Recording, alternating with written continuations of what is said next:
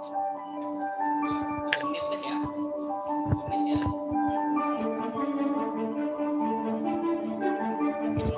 nggak sound itu aja sih?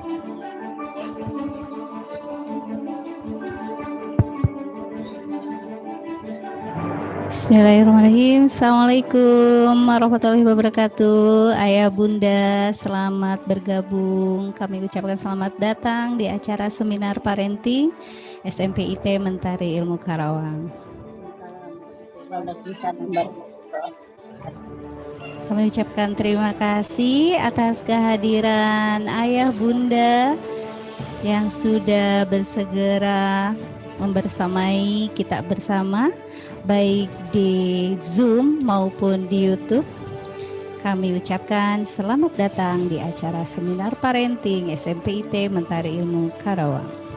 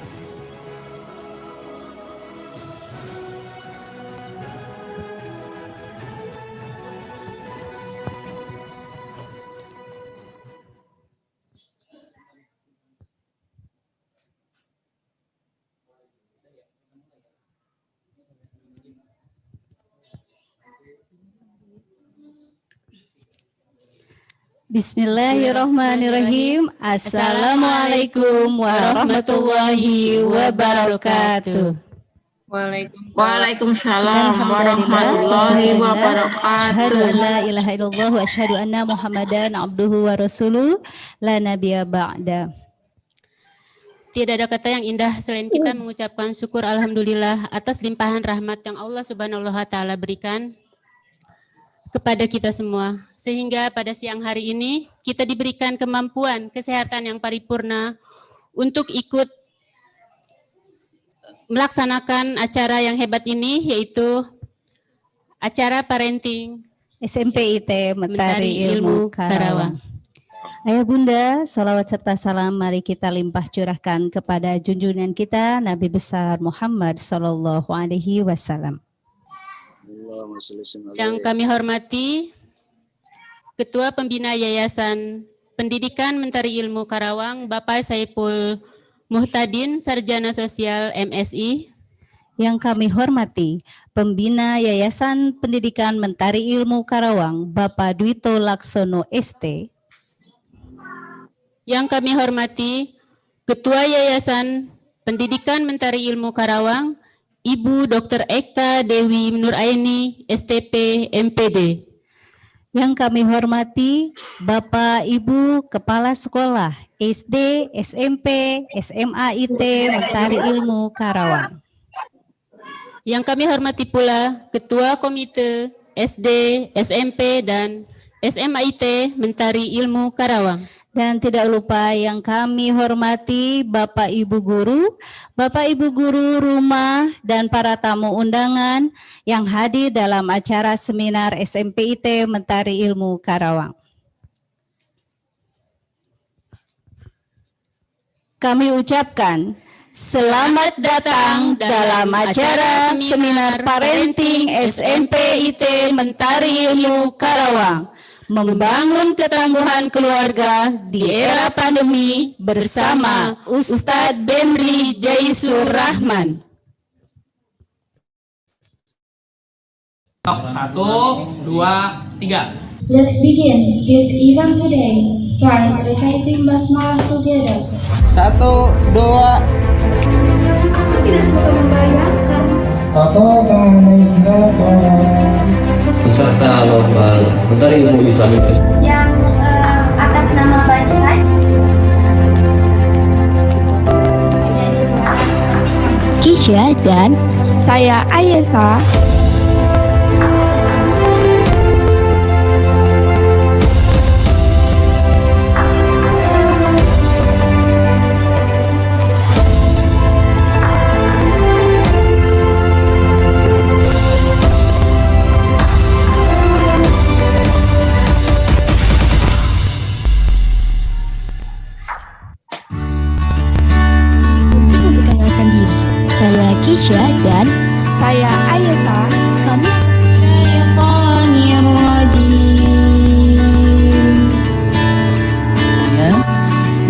kesehatan, nikmat iman, nikmat Islam.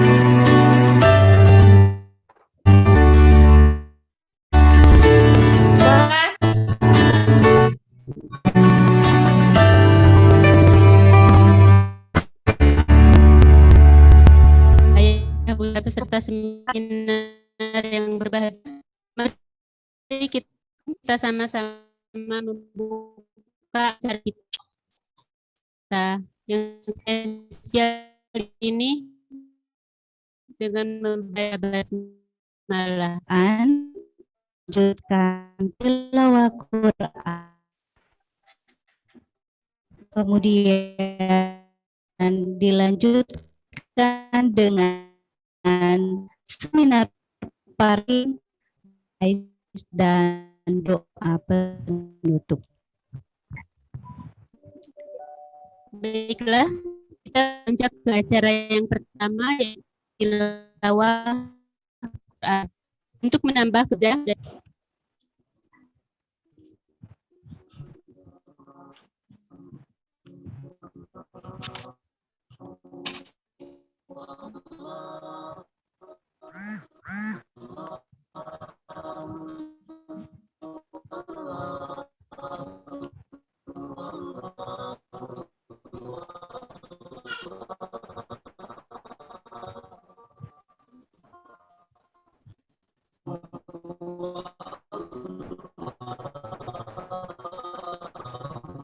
Perkenalkan, nama saya Aziza Putri Azhar dari kelas Asia.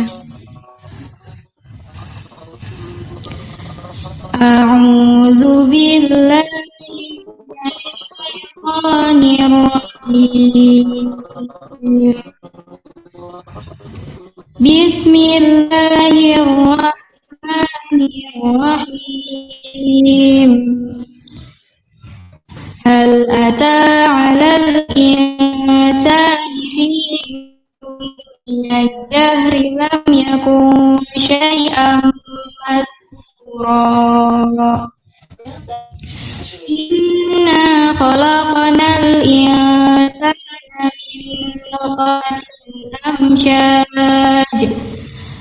min nutfatin amsyajin nabtalihi جعلناه سميعا بصيرا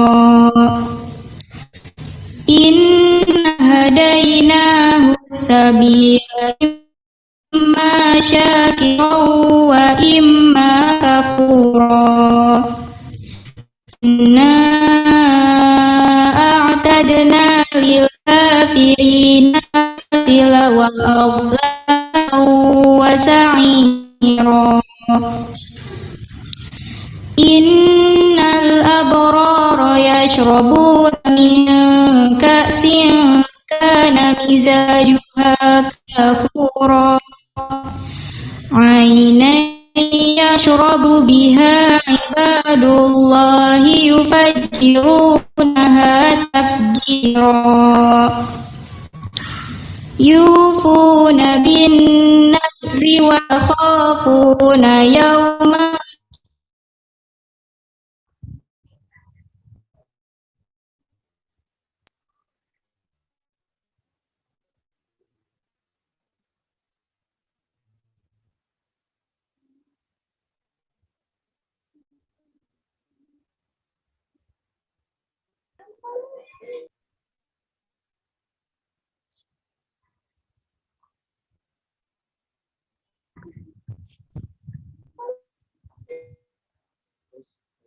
إنا نخاف من ربنا يوما عبوسا قمطريرا صدق الله العظيم.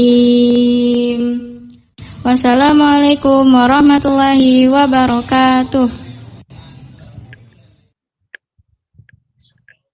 Waalaikumsalam warahmatullahi wabarakatuh. Jazakillah kepada Ananda Ajiza dari kelas 7 Asia SMP IT Mentari Ilmu Karawang yang sudah melantunkan ayat suci Al-Quran. Semoga menambah keimanan dan amin amin ya robbal alamin. Baik, Sena Yayasan Pendidikan Mentari Ilmu Karawang, Bapak Saiful Muhtadin, Sarjana Sosial MSI. Kepada Bapak Saiful kami persilahkan. Ya, terima kasih.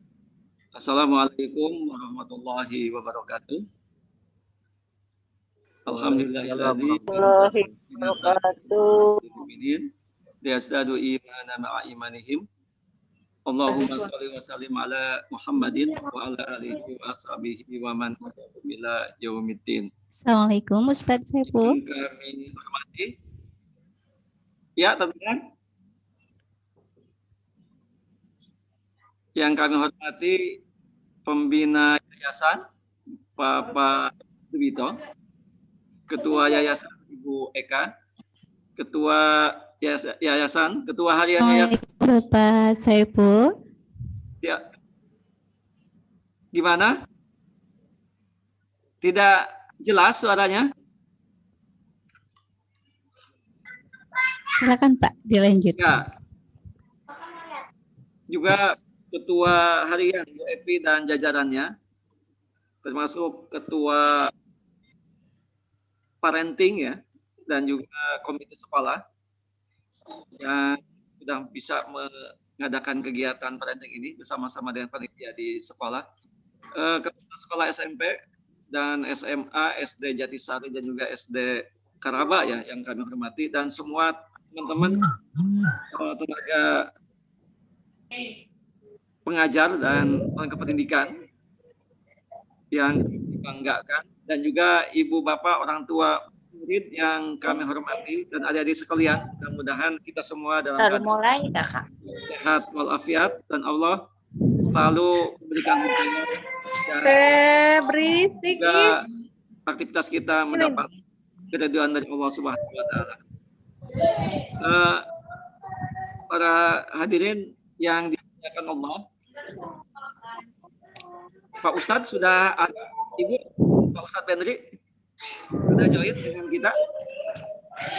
Mudah-mudahan Ustadz sehat, bisa mengisi kegiatan ini. Alhamdulillah. Ibu Bapak dan adik-adik sekalian, ini kan satu poin saja yang ingin saya sampaikan. kita manusia ini kan makhluk sosial ya, makhluk yang emang mempunyai kebutuhan untuk sosialisasi ya, kebutuhan untuk berinteraksi gitu.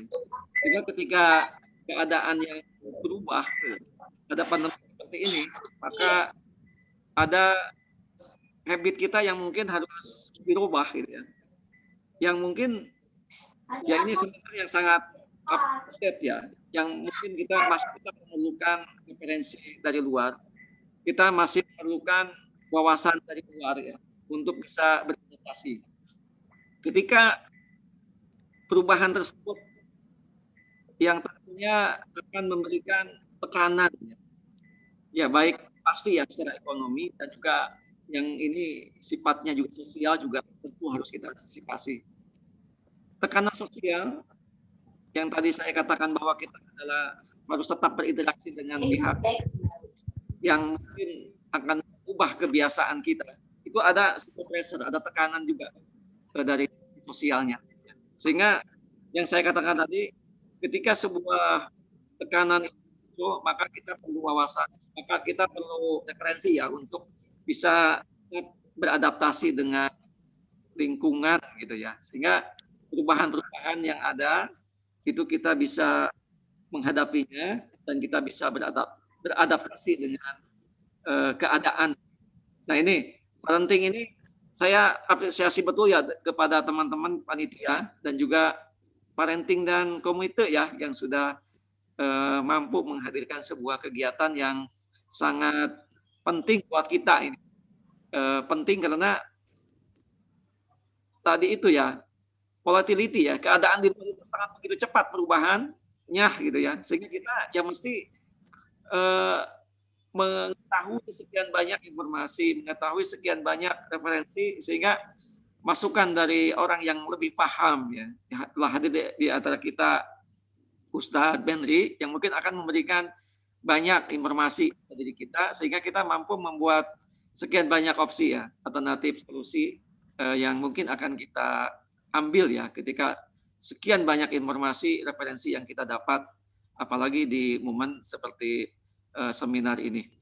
Itu yang bisa kami sampaikan. Terakhir satu hal lagi yang mungkin di antara kita yang join di sini belum mengetahui profil Mentari Ilmu, Kepala Islam Terpadu Mentari Ilmu, dan mungkin juga belum up to date ya, belum update informasi terakhirnya seperti apa. Kami ingin menayangkan profil Sekolah Islam Terpadu Mentari Ilmu yang mana informasi ini sangat diperlukan oleh kita semua sebagai stakeholder ya di lingkungan Mentari Ilmu ini.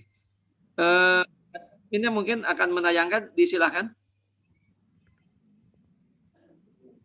Ya, dari kami demikian yang bisa kami sampaikan. Al-haq min rabbik fala takunanna minal mumtarin. Wassalamualaikum warahmatullahi wabarakatuh.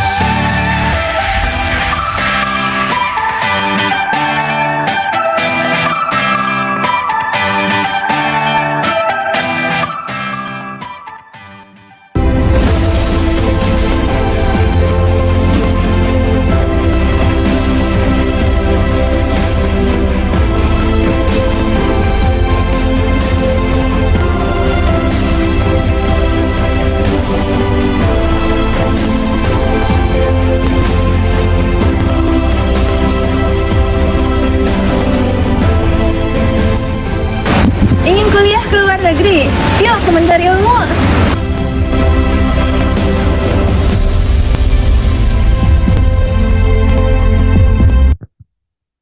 Siap Kairo, doakan kami ya. Siap Kairo, mohon doanya.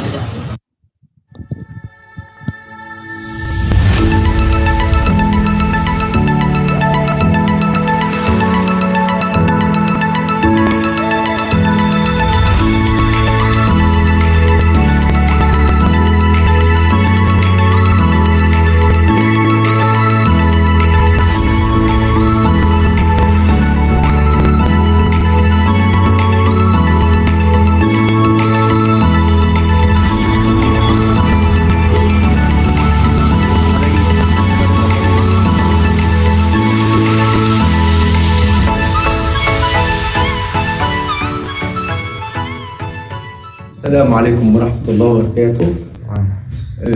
I am very interested to do cooperation between me in Egypt and school in Indonesia, and I try to do everything for our students from Indonesia to come to Egypt, study in Egypt, Arabic and many material for Sharia, fiqh, Sira, Hadith. Inshallah, in next period, I want to make good cooperation between me and your school, inshallah, in Indonesia. Okay, you want any questions? I prepare.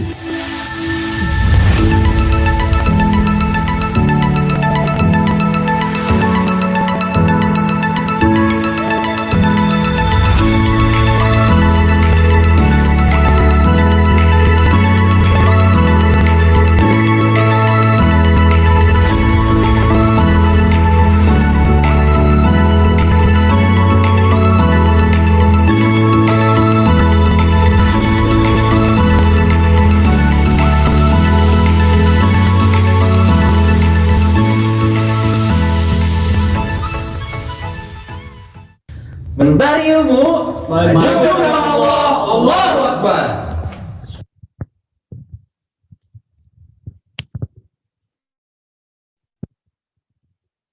Ya. Jazakallah khairan katsira kepada Bapak Saiful Mutadin SOS MSI sebagai Ketua Pembina Yayasan Pendidikan Mentari Ilmu Karawang yang sudah menyampaikan sambutannya dan memperkenalkan profil Yayasan Pendidikan Mentari Ilmu Karawang. Selanjutnya Bapak Ibu peserta seminar SMPIT Mentari Ilmu Karawang, sambutan yang akan dibawakan oleh Ketua Komite SMPIT Mentari Ilmu Karawang, yaitu Bunda Falisa, Ibu Badriana Hartanti ST. Kepada beliau kami persilahkan.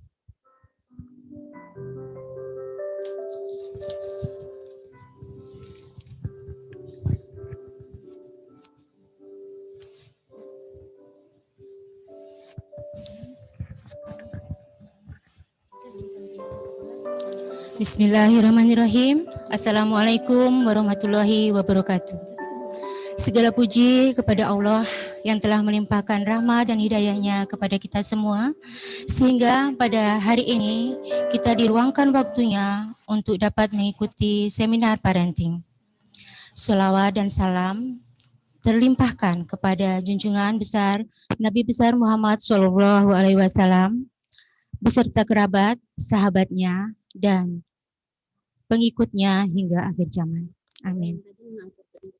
Kepada yang terhormat Ketua Pembina Yayasan Mentari Ilmu, Bapak Saiful Mutadin SOS MSI, Bapak Dwito Laksono ST, juga kepada Ketua Yayasan Kak Dewi Nuraini STP MPD, Bapak Kepala Sekolah SMPIT Mentari Ilmu, Bapak Wawan Sukmana MPD, dan segenap guru-guru SMP IT Mentari Ilmu, dan guru rumah peserta seminar parenting kali ini. Sebagai perwakilan guru rumah, saya mengucapkan terima kasih yang sebesar-besarnya atas partisipasi dari guru rumah semua untuk menjadi peserta seminar parenting pada kali ini. Ucapan terima kasih juga saya sampaikan kepada pihak sekolah pihak sekolah dan pihak komite yang telah bekerja sama dengan baik sehingga acara ini dapat terselenggara dan semoga lancar hingga akhir acara nanti. Ayah bunda guru rumah, menghadapi kondisi di era pandemi seperti ini, beberapa di antara kita mungkin menjumpai kondisi di mana kita itu menghadapi cobaan, sehingga memberikan kurangnya nutrisi pada kita. Sehingga kita perlu vitamin, ekstra vitamin. Vitamin ini tidak hanya untuk tubuh, tetapi juga untuk hati kita, iman kita. Dan karena keluarga adalah tiang utama dari tumbuhnya generasi baru, maka tema yang diusung pada kesempatan kali ini adalah membangun ketangguhan keluarga di era pandemi. Semoga apa yang disampaikan oleh Ustadz Bendri pada kesempatan kali ini dapat memberikan nutrisi kepada hati kita, kepada iman kita, sehingga kita lebih tangguh lagi menghadapi era pandemi saat ini. Besar harapan kami, ayah bunda guru rumah dapat mengikuti acara ini hingga akhir, karena selain dari apa yang disampaikan nanti oleh Ustadz Bendri, kita juga akan menyediakan hadiah yang luar biasa. Terima kasih atas kehadiran ayah bunda guru rumah. Tetap bersama kami hingga akhir acara dan mohon maaf apabila ada kekurangan selama terselenggaranya acara. Akhirul kata, wassalamualaikum warahmatullahi wabarakatuh.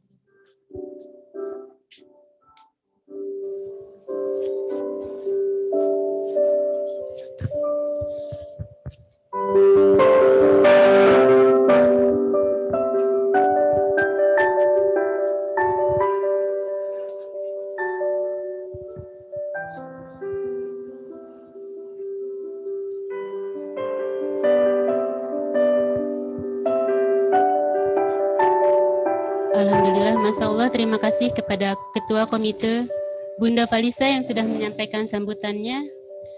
Ahlan wa sahlan, selamat datang kepada Bapak Ustadz Bendri bergabung dengan kami. Selamat datang Ustadz di acara Seminar Parenting SMP IT Mentari Ilmu Karawang. Alhamdulillah Bunda, Ustadznya sudah ada. Guru rumahnya sudah standby. Ya, alhamdulillah ini Bunda Fawas. Saya bingung nih, Bapak Ibu, saya harus manggil Bunda Fawas, nanti Nabelnya cemburu karena nggak disebut. Alhamdulillah Bunda ini jadi bingung. Kita keroyokan aja, Bunda Fawas, Bunda Nabel, Bunda Arsyad. Alhamdulillah, itulah hebatnya Mentari Ilmu. Saya jatuh cinta dengan Mentari Ilmu sehingga bisa menitipkan ketiga anak-anak kami di Mentari Ilmu Karawang. Kalau ini Bunda Keis ya, baru dua dari SD sama SMP. Baik Bunda, alhamdulillah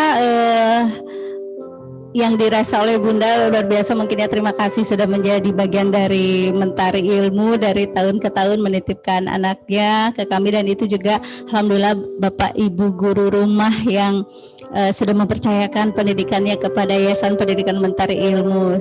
Selalu ada kejutan di Mentari Ilmu. Mentari Ilmu adalah sekolah pilihan kami, saya terutama, karena visi dan misinya tuh mewakili banget ya Bunda. Jadi perlu lebih mengenal lagi, lebih dalam lagi. Nanti jatuh cinta deh seperti kami. Alhamdulillah ya. Alhamdulillah Bapak Ibu guru rumah yang luar biasa. Kami Yayasan Pendidikan Mentari Ilmu bisa hadir di tengah-tengah Kota Karawang untuk menjadi solusi dan pilihan terhadap pendidikan putra-putrinya baik SD, SMP maupun SMA. Dan seperti yang sudah disaksikan bersama bahwa alhamdulillah kita juga punya program Mentari Ilmu Kairo yang insya Allah nanti lebih lengkapnya ya Bun ya, kita akan bahas selanjutnya. Alhamdulillah juga ayah bunda sekalian, acara kita yang luar biasa ini tentunya atas kerjasama nih Bapak Ibu, Ibu-Ibu komite, Ibu-Ibu parenting yang di samping saya dan tim yang tadi yang luar biasa. Terima kasih kepada komite dan parenting SMP IT Mentari Ilmu, dan tentu saja kita punya sponsor ya Bunda. Pastinya. Lancarnya acara ini selain didukung oleh panitia yang hebat-hebat, dan hebatnya Mentari Ilmu adalah melibatkan kami orang tua. Saya orang tua loh Ayah Bunda, bukan bagian dari Yayasan Mentari Ilmu. Ternyata keren-keren. Kami dilibatkan sebagai orang tua, diberi kepercayaan memandu acara ini untuk memperkenalkan kepada Ayah Bunda bahwa Mentari Ilmu selain memberikan kesempatan, memberikan pendidikan terbaik kepada anak-anak kita, juga melibatkan kami orang tua. Ada organisasi kecil namanya parenting atau disebut komite ya, komite sekolah. Baik, Miss Dewi, siapa saja yang mendukung acara kita? Ya. Sponsornya? Baik, alhamdulillah Ayah Bunda. Acara kita didukung oleh sponsor yang luar biasa, di antaranya Nak Clothes, Make a Comfortable Appearance with Me. Gria Hasanah, Fabulous Sari. YKM, Yuk Kita Menulis. Bank Syariah Indonesia. Triadi Floris Karawang. Naurel. Bakmi Sugi, sudutnya mantep. Dan yang terakhir, Nabesku, Tamar Juara.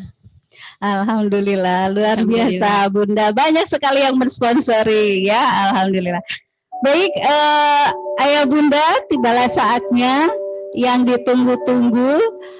Acara seminar parenting, alhamdulillah Ustadznya juga sudah hadir di tengah-tengah kita. Nah, parenting kita insya Allah akan dibersamai, dimoderatori oleh guru rumah juga, wali murid dari guru rumah. Ya, guru rumah juga. Semua yang punya kemampuan, yang mau dan bersedia berkontribusi. Ya, alhamdulillah Ilmu sangat terbuka. Iya, baik. Bagaimana kita sapa dulu Umi Zidan? Apakah sudah bergabung Umi Zidan? Asal dari kelas 8 Ubay ya. Ubay. Sehat Umi Zidan? Alhamdulillah, Hirobbil Alamin, sehat, Miss, Bunda. Alhamdulillah, baik. Umi Zidan sudah siap tentunya ya untuk mengawal seminar kita, para guru rumah, untuk menuntut ilmu sebanyak-banyaknya dari Ustadz kita yang sudah hadir di tengah-tengah kita. Insya Allah, alhamdulillah. Baik, Umi Bawas, sepertinya kita serahkan saja ya. Memberi kesempatan kepada Umi Zidan dari kelas 8 Ubay. Miss Teti kami memanggilnya, Miss Teti Fatmawati, Sarjana Ekonomi, kami persilahkan.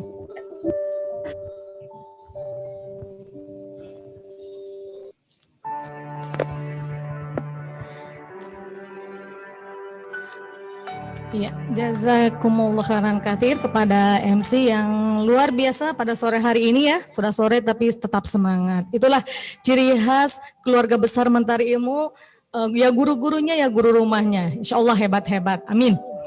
Baik, bismillahirrahmanirrahim. Assalamualaikum warahmatullahi wabarakatuh. Waalaikumsalam. Innal hamdalillah nahmadu wa nasta'inu wa nastaghfiruh wa na'udzu billahi min syururi anfusina wa min sayyiati a'malina may yahdihillahu fala mudhillalah wa may yudlilhu fala hadiyalah. Asyhadu an la ilaha illallah wa asyhadu anna Muhammadan abduhu wa rasuluhu la nabiyya ba'dah. Alhamdulillah, amin. Segala puji hanyalah milik Allah yang senantiasa henti-hentinya melimpahkan rahmat kepada kita semua, melimpahkan nikmatnya, terutama nikmat iman dan nikmat Islam, sehingga pada ini atas ridhonya Allah kumpulkan kita di sini bermuajahah melalui seminar online ya, melalui Google Meet atau Zoom. Kita bisa bertemu kembali, berkumpul bersama Bapa, semoga tetap tercurah limpahkan kepada kedua kita, guru terbaik kita, manusia teladan, Habibana wa Nabiyana Muhammad Sallallahu Alaihi Wasallam, kepada keluarganya, kepada para sahabatnya, serta kepada para tabiin dan rumah. Sehat semuanya? Insya Allah sehat ya. Semoga saudara-saudara kita yang sedang sakit segera Allah berikan kesehatan dan kesembuhan. Amin. Amin. Dan senantiasa kita dilindungi oleh Allah dari berbagai macam penyakit, khususnya wabah corona ini ya, yang sampai saat ini masih ada ya orang-orang terdekat kita yang kena dampaknya gitu ya. Mudah-mudahan kita semua senantiasa dilindungi oleh Allah SWT. Amin. Alamin. Assalamualaikum warahmatullahi wabarakatuh. Ustadz Benri. Waalaikumsalam warahmatullahi wabarakatuh. Iya, Ustadz. Sehat, Ustadz? Sehat selalu. Ya, alhamdulillah, amin ya. Baik Ibu Bapak, sebelum masuk ke materi, saya akan mengawali dengan pertanyaan dulu. Bagaimana kondisi keluarga Ibu Bapak atau guru rumah semuanya? Bagaimana rasanya mendampingi putra-putri kita selama pembelajaran dengan proses daring atau online? Terutama ibu-ibu kali ya, mama-mama atau bunda-bunda atau umi-umi. Kalau ayah mungkin ini ya karena bekerja gitu. Lebih banyak kan yang mendampingi anak-anak di rumah ibu ya. Gimana rasanya Mah, Bu? Luar biasa. Luar biasa menguji kesabaran ya Mah ya Bu. Ya, tapi insya Allah di situ banyak hikmahnya. Karena ketika kondisi pandemi ini tidak menutup mata ya bahwa banyak dampak yang dirasakan di setiap keluarga, baik itu kondisi perekonomian, kesehatan, dan kondisi dalam mendidik anak-anak kita gitu ya. Karena belajar di rumah terus sehingga rasanya anak-anak kita semakin atau lebih banyak waktu di rumah, bahkan emang full di rumah gitu ya. Biasanya kalau dari sekolah kan, kalau khususnya sekolah Islam Terpadu Mentari Ilmu atau IT yang lainnya kan dari pagi sampai sore ya, kemudian sore datang sudah dalam kondisi capek, tinggal bersama keluarga gitu ya. Nah kondisi seperti ini tentu saja kondisi yang berbeda, sangat berbeda dari seperti biasanya. Nah otomatis kondisinya juga luar biasa gitu ya. Bagaimana kita harus beradaptasi gitu ya. Nah ketika saya berkumpul bersama mamah-mamah ya, biasa ya kalau mama-mama ibu-ibu kalau ngumpul pasti banyak ngobrolnya. Dan kondisinya sekarang yang diobrolin adalah tentang keluhan, tentang curhatan, terutama dalam mendidik anak-anak gitu ya. Betapa pusing, betapa stres, betapa menguji kesabaran gitu ya. Ketika anak-anak lebih banyak waktunya di rumah. Padahal seharusnya ketika anak-anak banyak di rumah, kalau kita idealnya kan berarti quality time-nya harusnya lebih banyak gitu, karena lebih banyak waktu ya. Karena pada dasarnya sejatinya pendidikan pertama itu harusnya dari orang tua gitu. Nah karena mungkin karena kekurang pahaman kita atau kekurang sabaran kita dalam mendidik anak-anak, sehingga yang terjadi adalah hal-hal yang kurang diharapkan. Misalkan hampir setiap hari mamahnya uring-uringan karena melihat anaknya terasa santai sekali gitu ya. Ternyata mendidik anak butuh luar biasa gitu ya. Ternyata betapa guru-guru sudah sangat sabar gitu ya mendidik anak-anak kita di sekolah. Apalagi kalau di sekolah SMP IT Mentari Ilmu ini ya, karena saya juga wali murid gitu. Saya selalu memantau dari pagi jam 7, wali kelas selalu standby mengingatkan habits morningnya, sholat duha, tilawahnya, birrul walidainnya, membantu orang tuanya, kemudian pembelajaran juga berjalan dengan lancar sampai siang. Nah sisanya dari siang sampai malam ngapain tuh anak-anak kita Bu? Pak? Main gadget. Rasanya lebih banyak megang HP-nya dibandingkan megang Qur'annya ya. Katanya sekarang udah susah disuruh tadarus, sudah susah disuruh murojaah, apalagi menambah hafalan ayat gitu ya. Atau terlihat santai sekali gitu ya, sampai mama-mamanya pusing, hampir tiap hari uring-uringan, hampir tiap hari ada sesi berantem dengan anak. Mamahnya stres karena anaknya rasanya santai gitu ya, padahal anak juga belajar gitu ya. kemudian anaknya juga stres karena dimarahin terus tiap hari sama mamahnya gitu ya.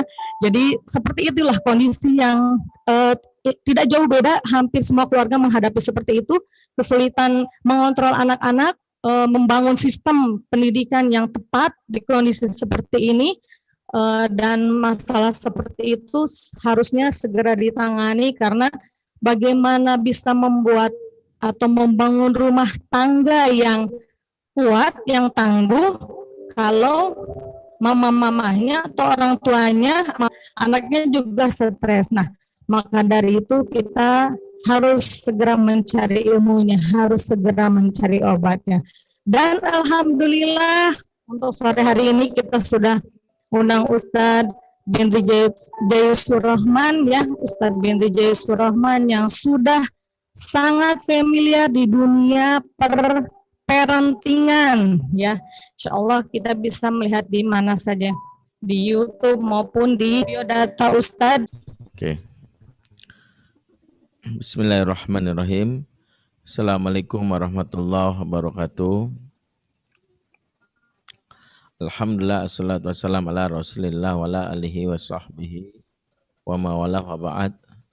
Ayah bunda yang dimuliakan Allah Subhanahu wa taala, juga para guru, para pengajar dari Yayasan Mentari Ilmu Karawang dimanapun saat ini berada. Alhamdulillah kita bisa berkumpul via online, bersilaturahim di tengah cuaca di saat ini di rumah kami turun hujan deras disertai juga petir. Kami berdoa Allahumma shayyiban nafi'an, semoga Allah jadikan air hujan yang bermanfaat ya, tidak merusak, dan tentu saja kita berharap bahwa inilah salah satu waktu yang kita bermunajat untuk hal-hal yang baik yang mudah-mudahan dikabulkan oleh Allah Subhanahu wa taala.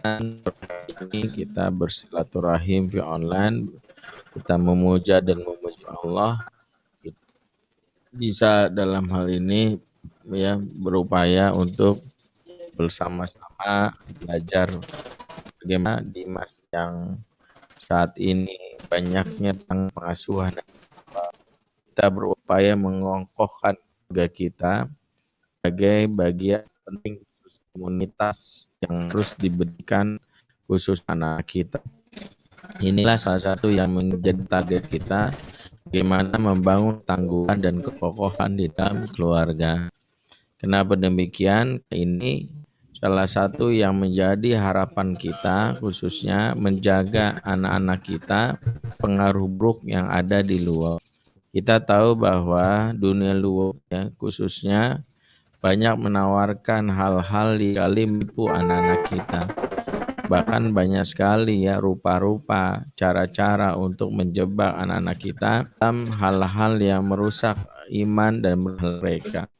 Munculnya mal yang bertaburan, munculnya ya sampai misalnya tempat-tempat nongkrong, tempat wisata, bahkan yang juga jadi problem adalah bagaimana munculnya ya teknologi yang seringkali membuat anak-anak kita banyak mendapatkan atau mengakses hal-hal yang buruk. Hal yang wajib kita pahami, kerusakan-kerusakan virus-virus yang di luar sejatinya diatasi atau tidak memberikan pengaruh yang kuat kepada anak kita sekiranya anak kita yang kita kenal sebagai imunitas. Imunitas itu bermula dari mana? Yaitu dari keluarga yang memberikan pengaruh yang muncul di anak-anak kita, yaitu anak-anak yang sehat lahir dan batinnya bermula dari keluarga yang kokoh. Inilah mengapa pengokohan keluarga sangat erat kaitannya dengan bagaimana ya berdampak positif kepada jiwa anak-anak kita. Sebab pengalaman kami sebagai konselor anak dan remaja menghadapi anak-anak yang sejatinya adalah anak-anak yang bersumber dari keluarga yang rusak. Keluarga yang rusak inilah yang menjadi target upaya membuat anak-anak kita semakin rusak. Makanya kalau kita berbicara tentang makar iblis kepada manusia, di antara makar iblis terhadap manusia, bagaimana membuat manusia ini rusak, salah satunya adalah iblis berupaya menghancurkan keluarga. Inilah salah satu yang diharapkan oleh iblis. Disebutkan dalam hadis riwayat Imam Muslim, Rasulullah mengabarkan kabar gaib tentang dunia yang iblis sebagai sebuah pengkabaran buat kita. Innal iblis saya dau arsyahu alal ma, kata Rasulullah. Sesungguhnya iblis memiliki singgasana di atas air. Tsumma yab'atsu sarayahu, kemudian dia mengutus anak buahnya untuk menggoda manusia. Setelah anak buahnya diutus, maka datanglah anak buahnya melapor kepada iblis untuk menceritakan apa yang dilakukannya. Yaji'u ahaduhum fayaqul, datang salah satu di antara mereka dan berkata, fa'altu kadza wa kadza, saya sudah melakukan amalan ini dan ini. Jadi sang setan anak buah iblis melapor tentang amal prestasinya supaya membuat iblis sebagai bosnya bangga. Apa kata iblis? Ma sona'ta syai'an, yang kamu lakukan itu kecil. Yang kamu lakukan itu sepele. Yang kamu lakukan itu terlalu biasa, ya, istilah anak muda terlalu mainstream. Kemudian datanglah anak muda yang lain, setan yang lain memberikan laporan kepada iblis, ya. Karena dianggap setan yang tadi dianggap fail, gagal, tidak istimewa. Maka setan yang lain melapor. Apa kata setan yang lain?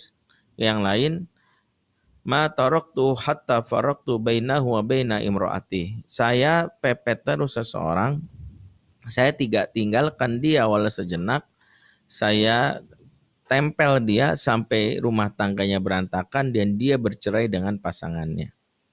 Sampai keluarganya berantakan. Mendengar hal ini, iblis begitu sumringah. Ya, maka iblis pun begitu bangga, setan yang tadi melapor itu disuruh duduk di sampingnya, kemudian iblis memujinya dengan kalimat ni'ma anta, sungguh kamu pasukanku yang paling hebat.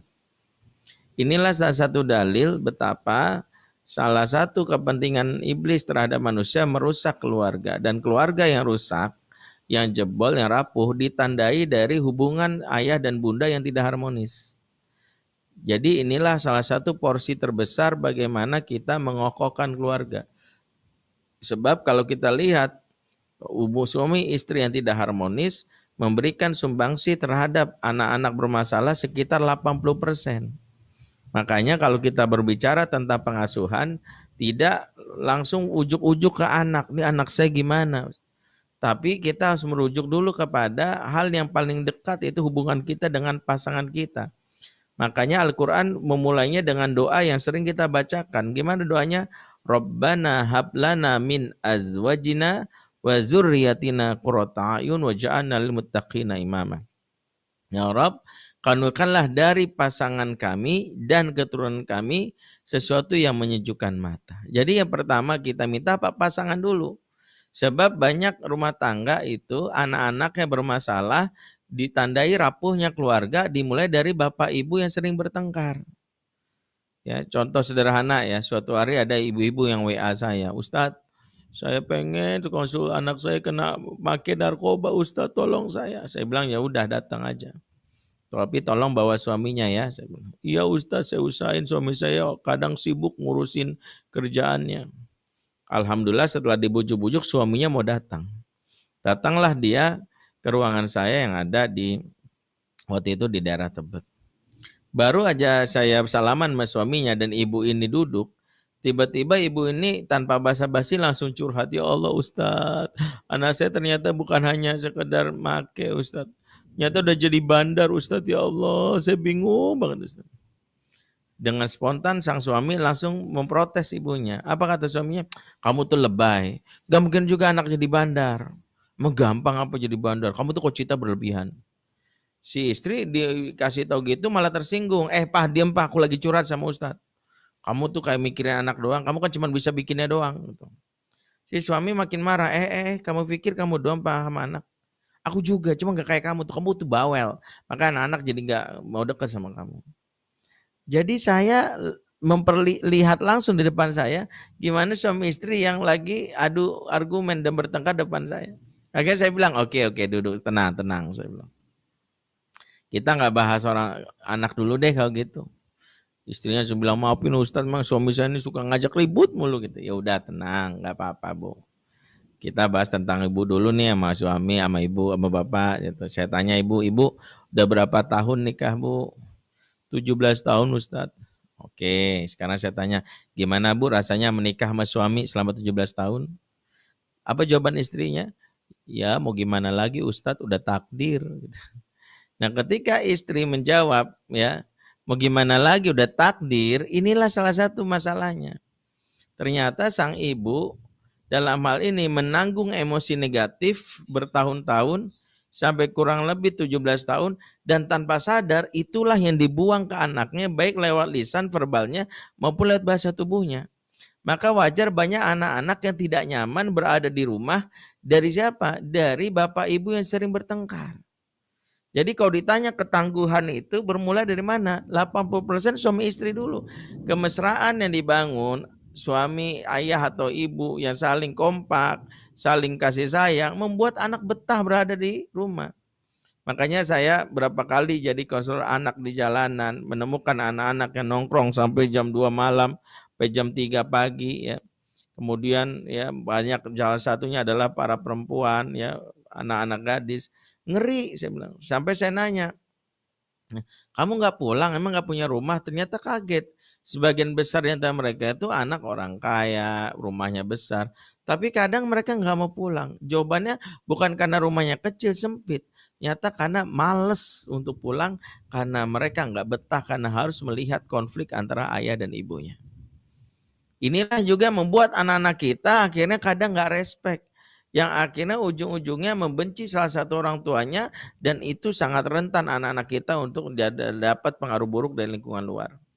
Itulah kenapa ya hubungan suami istri ini menyimpan porsi 80%. Jadi kalau kita berbicara tentang membangun ketangguhan keluarga di dalam rumah, mulaikan dari sejauh mana hubungan kita dengan pasangan kita. Ya, pernah suatu hari ya, saya ditelepon salah satu pendeta. Jadi pendeta ini pernah ketemu sama saya, ngisi seminar bareng di UI ya, di Fakultas Hukum UI. Tahun 2011 kalau tidak salah, judul temanya itu awalnya cuma bahas toleransi dalam kitab suci umat beragama. Saya bahas tentang toleransi dalam kitab suci umat Islam. Singkatnya waktu saya selesai bahas, pendeta ini senang gitu dan ngobrol sama saya. Ya, dia lebih senior dari saya jauh. Waktu itu umurnya 50-an, sekarang mungkin udah 60-an. Dia bilang apa? Pak Benri ini selain jadi ustadz, apa pekerjaannya? Saya jawab, oh saya konselor anak dan remaja Pak. Oh Bapak ini konselor ya, yang biasa nangani anak-anak remaja. Iya, saya bilang. Oh gitu, saya boleh minta nomor Bapak? Oh iya boleh, saya kasih nomor saya. Saya pikir kan basa-basi aja nih Pak Pendeta. Ternyata ya setelah saya kasih, ya udah kami foto bareng, nggak ada lagi. Ya setelah itu saya pikir yang penting. Sampai suatu hari ya, seingat saya 2 bulan setelah itu saya dapat undangan seminar di Bali. Waktu saya baru mendarat, dijemput panitia, saat itu Bali lagi ada pembangunan jalan tol, jadi agak crowded, macet. Waktu di mobil, tiba-tiba ada telepon masuk, tanpa basa-basi, tanpa salam, langsung nembak. Pak Benri, saya Benas Sirait dari Medan.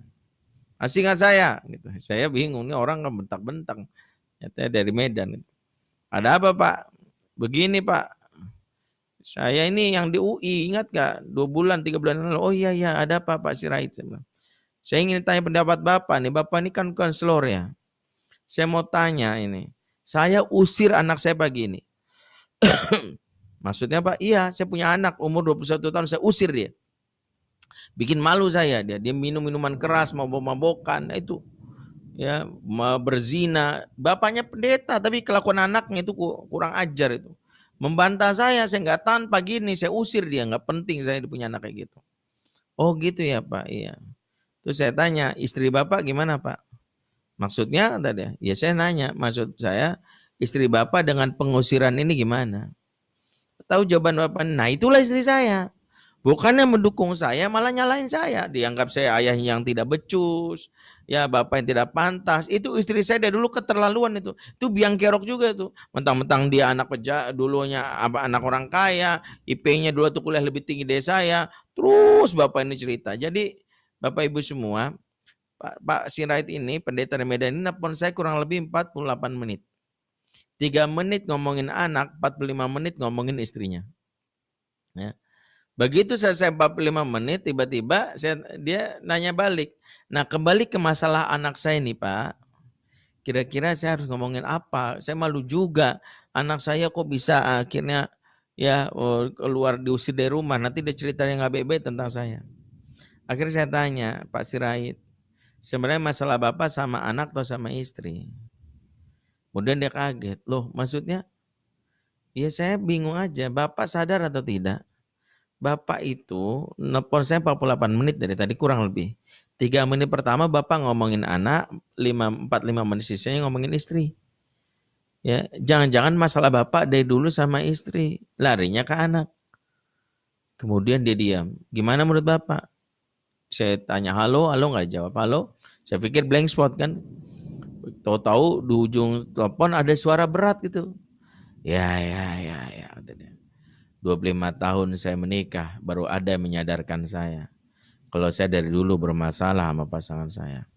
Pantas anak saya kurang ajar sama saya. Lah, ibunya sering membantah saya di depan mata dia. Pantas anak saya kasar sama mamahnya. Saya sering kali gampar mamahnya di depan mata dia. Pak Bendi, terima kasih gitu dia. Puji Tuhan dan sebagainya, dia sebut itu. Saya berterima kasih. Setelah itu dia nutup teleponnya, sampai sekarang nggak nelpon saya lagi. Ya udah 10 tahun ya, nggak tahu udah cerai apa belum gitu. Tapi kesimpulannya adalah betapa selama ini di antara kita mungkin lupa kita membangun ketangguhan keluarga, tapi periksa hubungan kita sama pasangan. Sebab ketenangan yang dibangun di dalam rumah sebagai salah satu hal yang membuat anak-anak itu bisa betah berada di rumah, itu bermula dari suami istri yang memang bersungguh-sungguh memberikan kebahagiaan. Sebab ketika sudah saling tidak menegur, saling bertengkar, saling caci maki, ini awal petaka. Jadi kalau kita tanya membangun ketangguhan itu mulai dari mana? Suami istri dulu, apalagi di masa pandemi ini. Harusnya ketika berada di rumah, semakin sering di rumah, semakin tumbuh perasaan yang membuat kita makin cinta. Anehnya justru kebalikannya. Entah apa yang terjadi di negeri ini, justru masa pandemi angka perceraian meningkat pesat. Data-data yang kami terima termasuk dari Kementerian Agama Republik Indonesia, justru tahun 2020 yang bercerai itu sama pandemi, itu yang bercerai jumlahnya totalnya 479.500. Meningkat hampir 100%, 2 kali lipat dari tahun 2009 yang jumlahnya 250.000 yang bercerai. Jadi ada lonjakan luar biasa. Ada riset menyebutkan bahwa di Indonesia ini setiap 1 jam ada 50 pasangan yang cerai. Setiap 1 jam ada 50 pasangan yang cerai.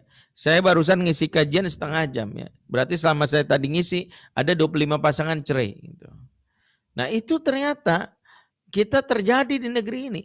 Ada yang mungkin tidak bercerai, tapi mempertahankan rumah tangga dalam kondisi emosi negatif. Mau cerai malu, apa kata tetangga, kita ini ketua RT. Toko tetangga tahu gimana. Tapi nggak pernah ada perbaikan. Makanya rumah tangga mereka, mohon maaf, la yamutu fiha wa la yahya. Hidup segan mati tak mau. Yang terjadi bahasa tubuhnya itu nggak bikin anak nyaman. Ada anak yang ibunya sambil nyuapin itu sambil curcol. Ya kamu tuh cakep nah, tapi jangan kayak bapak kamu. Mudah-mudahan bapak kamu nggak meniru wajahnya, ya wajahnya doang, tapi akhlaknya jangan. Mama ini korban bapakmu, dia dulu disakiti terus. Orang lain makan daging, mama makan ati dia baru itu kan kayak gitu tuh. Mama tuh yang sambil curcol. Orang lain kurus karena Herbalife. Kalau mama this is my life gitu ya. Nah model mama yang kayak ginilah yang tanpa sadar banyak anak-anak mau hormat sama bapaknya nggak bisa. Dia mau dapat jelek bapak, begitu cerita sama bapaknya, Pak kata mama bapak begini-begini. Alah mama kamu didengerin, mama kamu kan stres. Ya, saya yang dia dulu. Tuh papa nih ketemu di perempatan lampu merah deket itu pintu tol Karawang dulu itu ya, kasihan banget ya udah papa nikahin aja. Ujung-ujungnya berantem. Jadi kebayangkan bahwa perangkat pertama yang kita bangun tentang ketangguhan berarti bermula dari harmonisnya suami dan istri. Pertanyaannya bagaimana kita membangunnya Ustadz? Kita sudah mencoba harmonis Ustadz, tapi nggak bisa bohong, kesel aja. Sebab keharmonisan yang kita bangun itu bermula dari material. Keharmonisan yang dibangun itu dari sifatnya yang tidak substantif. Apa maksudnya? kita merasa harmonis itu adalah upaya yang sekedar berkaitan dengan komunikasi. Yang kita lakukan hanya sekedar berupaya membuat puisi. Ya banyak suami ya untuk membuat istrinya itu dekat sama dia hanya mengandalkan puisi-puisi yang lebay ya. Kadang-kadang ya merayu-rayu dengan gombal. Padahal yang membuat rumah tangga itu harmonis, faktor pertama itu adalah keluarga yang harmonis, yang tangguh bermula dari keluarga yang dijaga oleh Allah dari kerusakan. Dijaga oleh kerusakan itu cirinya apa? Yaitu keluarga yang penuh dengan barokah. Sebab keberkahan itulah yang akan menjadi cara Allah menjaga bagaimana keluarga ini dari kerusakan. Maka wajar kenapa waktu kita nikah dulu ya Rasulullah itu mengajarkan doa, dan doa inilah sebenarnya harusnya kita kejar. Apa yang kita didoakan kepada pengantin baru nikah? Barokaulaka wa baraka alaika wa jama'a bainakuma fi khairin. Ya, ini kan doanya. Bahwa pengantin waktu nikah doanya barokaulaka wa baraka alaika wa jama'a bainakuma fi khairin. Doa ini sejatinya mengganti doa-doa kaum jahiliyah. Mohon maaf ya, dulu orang Arab jahiliyah itu kalau ada pengantin baru nikah, doanya selalu terkait dengan hal-hal yang tidak substantif. Misalnya doanya apa? Birrifa'i wal banin. Ini doa orang-orang Arab jahiliyah. Birrifa'i wal banin. Semoga rukun dan banyak anaknya. Semoga rukun dan banyak anaknya. Ya. Jadi doanya semoga rukun dan banyak anak. Padahal yang benar itu berkah. Sebab kalau rukun doang dalam hal ini tanpa berkah, jangan-jangan rukunnya nanti kayak Abu Lahab sama istrinya. Oh, rukun banget. Ya, tapi ujung dari rumah tangga mereka apa? Barakallah saya sulana ronzata lahab wa mraatu hamalatal hatab. Jadi bukan sekedar rukun, yang penting berkah, karena berkah itu sejatinya adalah ziyadatul khair, bertambahnya kebaikan. Rumah tangga yang berkah bukan rumah tangga yang enggak pernah konflik, salah. Jadi kita harus pahami namanya berumah tangga atau menikah pasti ada konflik. Pasti itu, ya namanya. Bahkan rumah tangga terbaik saja, rumah tangga Rasulullah Sallallahu Alaihi Wasallam ada konflik. Rasulullah rumah tangga ada konflik. Ya, resiko menikah atau berumah tangga ya pasti ada konflik. Makanya beruntung jadi jomblo, nggak pernah konflik sama pasangan. Yang ada konflik batin kan gitu ya. Jadi nggak apa-apa kalau tapi konflik ini akan teratasi kalau rumah tangganya berkah. Karena berkah itu disebutkan para ulama mananya ziyadatul khair, bertambahnya kebaikan. Kalau kebaikan bertambah, maka Quran punya rumus tersendiri. Lihat surat Hud ayat 114, innal hasanat yudhibna sayiat. Sesungguhnya kebaikan yang banyak akan mengusir keburukan. Nah, keburukan-keburukan itu terusir dengan rumah tangga yang penuh barokah. Jadi kekokohan atau ketangguhan dalam keluarga dimulai dari kekokohan yang berkaitan dengan berkahnya sebuah keluarga. Jadi itu dulu. Kalau keluarga itu nggak berkah, awal pertaka dari hancurnya. Ada aja masalah, anak sakit, ya tiba-tiba ada yang lagi utang, tiba-tiba ribut mertua, ribut marah, ipar ngompor-ngomporin, ya tetangga jelek-jelekin kita, ditambah pelakor yang coba godain pasangan kita. Ada aja. Ternyata masalahnya bermula dari keberkahan.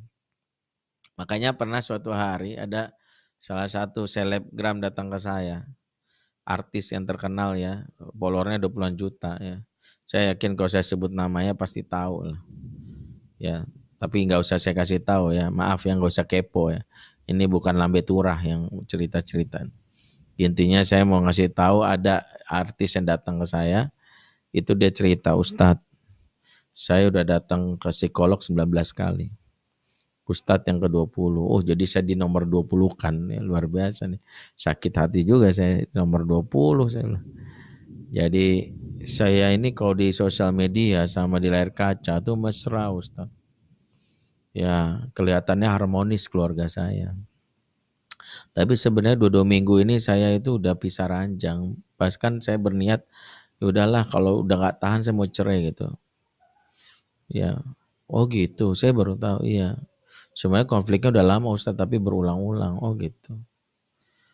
Terus gimana? Iya, saya itu udah datang ke beberapa psikolog Ustadz. Bahkan saya maaf Ustadz ya, saya udah baca buku-buku tentang komunikasi pasutri. Kan ada bukunya tuh, Man from Mars, ya, Woman from Venus, ya, Bencong from Jamban, ya. Kalau ada itu yang ketiga nggak tahu.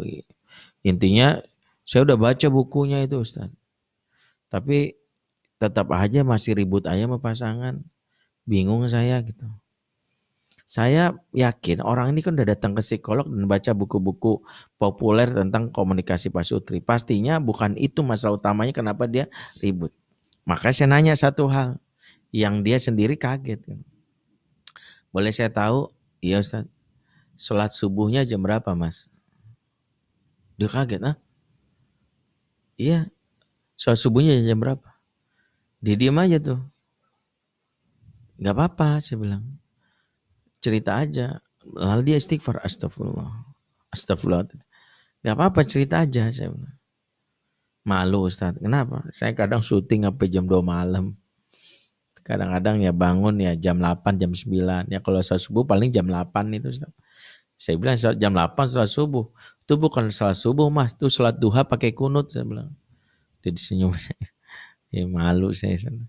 Langsung didiam aja. Emang ngaruh Ustaz? Ngaruh banget. Disitulah awal petaka rumah tangga. Dimana ketika sholat udah berantakan, awal dari musibah. Pagi yang sudah tidak dipenuhi dengan haknya, awal dari musibah. Bayangkan, Rasulullah itu tidak main-main ketika mendoakan umatnya. Allahumma barik li ummati fi bukuriha. Ya Allah berkahilah umatku di pagi harinya. Orang itu berburu berkah dan dapatnya di pagi hari. Sekarang ada orang pagi-pagi, mohon maaf, malah tidur. Ada yang bangun kesiangan, ada yang bablas. Itu petaka. Makanya kenapa kalau pengen mengokohkan keluarga mulai dari hal sederhana. Ambil sebanyak-banyak keberkahan, salah satunya tuh pagi-pagi tuh. Jangan ada yang bangun kesiangan atau tidur habis subuh. Saya sih bangun subuh Ustaz tapi tidur lagi. Ini juga petaka. Para ulama-ulama dulu membenci banget kalau ada yang tidur habis subuh kecuali sakit, lain perkara. Ya, ini ada yang habis subuh tidur lagi, apalagi ibu-ibu. Aduh. Ingat ibu-ibu ya, wanita yang rajin bangun pagi ibarat bidadari. Tapi kalau tidur lagi, bidadari gagal audisi. Nah ini jangan sampai. Jadi kalau kita lihat banyak ya, ibu-ibu yang mungkin bisa jadi selama ini menyepelekan. Subuhnya kesiangan atau apa. Itu apa petaka. Anak-anak bermasalah, pengalaman saya jadi konselor anak remaja. Dari pengalaman mulai yang narkoba, anak-anak yang suka masturbasi, nonton film porno, anak-anak candu games. Saya dapati anak-anak bermasalah cirinya 2. Silakan buktikan. Yang gak usah jauh-jauh. Pertama, anak bermasalah bangunnya suka kesiangan. Yang kedua, lama di kamar mandi. 2 ciri aja udah ketahuan nih. Bangun suka kesiangan. Iya apa hubungan Ustaz? Itu tadi anak yang bermasalah biasanya jam biologisnya berantakan. Di malam hari harusnya tidur, itulah sunnah yang diajarkan Rasulullah SAW. Sebagaimana Allah perintahkan, waja'annal laila libasa waja'annan nahara ma'asya. Justru apa? Malam dia begadang, siang bablas. Kalau hukum Allah, sunatullah itu sudah berani dilanggar, maka dia melanggar hukum Allah yang lain mudah. Makanya kalau kita pengen menyelamatkan anak kita mau dari TK, SD, SMP, salah satu pastikan subuhnya nggak bermasalah. Di masa pandemi itu juga. Dan tidak tidur habis subuh. Nah, yang kedua, lama di kamar mandi. Inna hadhil hasyusha muqtadarah. Sungguhnya toilet dan kamar mandi tempat paling banyak dikunjungi jin dan syaitan. Siapa yang berlama-lama di kamar mandi, ya kecuali ada alasan syar'i seperti mules, hajat, buang hajat. Maka sejatinya dia sangat mudah syahwatnya digoda jin dan syaitan. Maka kalau kita lihat, sesederhana itu tapi menjadi problem. Bahwa yang membuat rumah tangga hancur itu bukan terkait dengan saya nih karena gak bisa komunikasi. Keluarga berantakan itu ternyata penyebabnya bisa jadi bukan karena bapak yang sibuk. Karena kalau bapak sibuk jadi faktor keluarga berantakan, keluarganya Ibrahim udah berantakan deh dulu. Karena keluarga Ibrahim bapaknya sibuk banget sampai jarang pulang. Nengok anaknya itu setahun sekali. Bahkan yang uniknya Ibrahim sekalinya nengok anak ngapain coba? Bawa golok. Coba pikirin deh pakai logika. Ada bapak jarang pulang, sekalinya pulang bawa golok gitu. Anakku, sini sebentar. mau disembelih. Nah, kalau zaman now pasti anak bilang, ih bapak stres nih. Gila nih bapak ya. Orang mah pulang bawa oleh-oleh, Pak. Ini bawa golok leher anakmu. Tapi Ismail nggak pernah protes. Karena bapaknya Ibrahim ini memang dikenal sudah memiliki kepedulian bermula dari keluarga yang diberkahi. Makanya Allah puji, innallaha astafa Adam wa Nuha wa ala Ibrahim wa ala Imrana alal alamin. Sungguhnya Allah memilih Adam, memilih Nuh, keluarga Ibrahim dan keluarga Imran atas segala umat. Jadi pilih keluarga Ibrahim. Keluarga Ibrahim ya atas segala umat. Jadi keluarga Ibrahim itu salah satunya menjadi dasar. Padahal sibuk. Lah pertanyaannya, kalau ada bapak sekarang sibuk, kenapa berantakan? Jangan-jangan bukan karena kesibukannya dulu.